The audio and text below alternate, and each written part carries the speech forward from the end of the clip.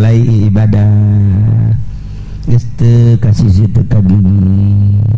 kula ge cenah kiai ja osok udang ti penting aju salat tapi kan teu daekeun mantep moal bisa lantaran eueuh tafakur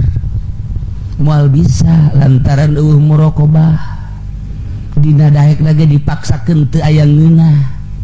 pan aya hasil tafakur mah zikir tafakur jeung muraqabah ngeunaheun Allahu akbar ngeunah Allahu akbar nikmat Allahu akbar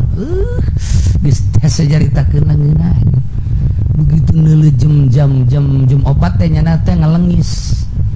salat teh di jam 2:30 atawa di jam 2 begitu neuleuh jam 4 ngalengis mesti cepet amat ieu penting abdi can kaburu loba salat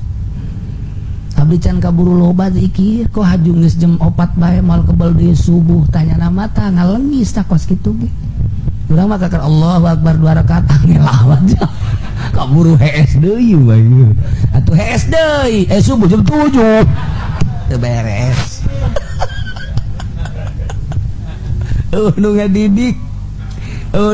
hees bae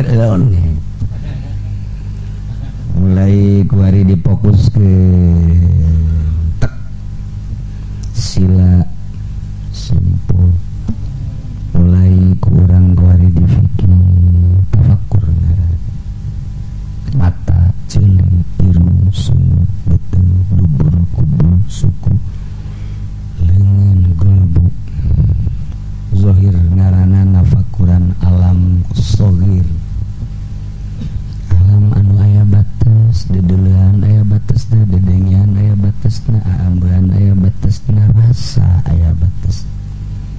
guari asup nulusup ka alam kabir golbu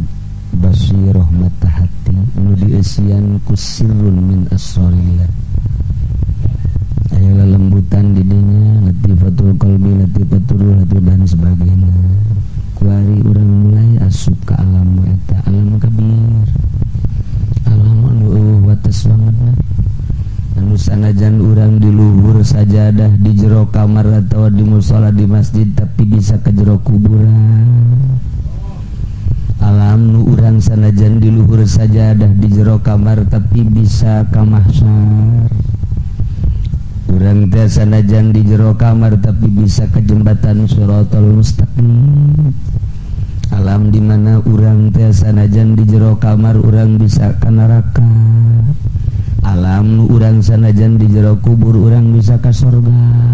alam duat teu aya wates wangun alam kabir ngaran